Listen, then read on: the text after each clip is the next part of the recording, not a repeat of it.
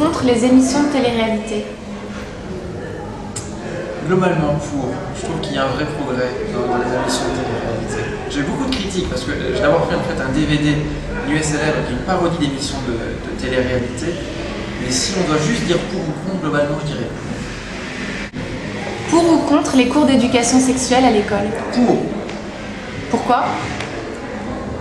La sexualité doit être quelque chose de normal, de banalisé, et donc il faut en parler, il faut expliquer simplement, naturellement, comment les choses se passent, sans en faire de tabou, sans en faire quelque chose d'extraordinaire. Et tout le monde doit avoir droit à l'explication de base générale sur les principes de base de la sexualité. Et vers quel âge? Dès que les cours de biologie commencent à être enseignés. Je pense, l'un des regrets que j'ai en termes de souvenirs sur la biologie, on va commencer à apprendre comment fonctionnent les arbres, les plantes, les fleurs, à peu près tout, sauf le fonctionnement de l'être humain. Je trouve que le fonctionnement de l'être humain, c'est quelque chose de très important.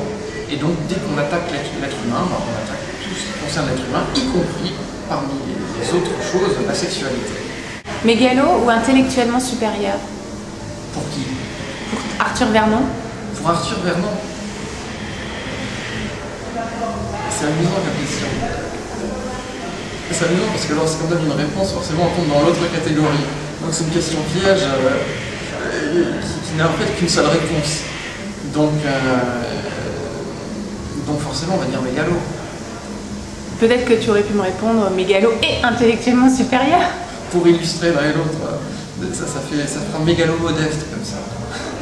Qu'est-ce que tu préférerais? Être le meilleur coup de Paris ou avoir couché avec le meilleur coup de Paris? Être le meilleur coup de Paris pour avoir le plus de coups possible.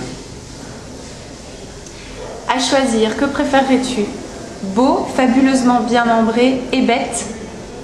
Ou fabuleusement intelligent et moche? Fabuleusement intelligent et moche. Pourquoi? C'est plus stimulant dans la vie d'être simplement... la réflexion est quelque chose de stimulant beaucoup plus que simplement le fait d'être beau ou laid. C'est très vite très réducteur. Les femmes disent souvent que l'intelligence c'est sexy. Oui, oui. Je pense que les hommes peuvent le dire aussi. Étalon ou prix Nobel? Prix Nobel. À choisir, tu prendrais l'argent ou la célébrité? L'argent. Drogue douce ou drogue dure? Dans la réalité, il n'y a pas de drogue du tout, donc forcément douce. Le sexe est-il une drogue? Non. Non. Ça, c'est intéressant. Beaucoup de gens pensent, et c'est des théories qui sont développées aux États-Unis, que le sexe est une drogue, il faut aller dans des cures de désintoxication quand on a trop de sexe. Je trouve ça d'une aberration incroyable.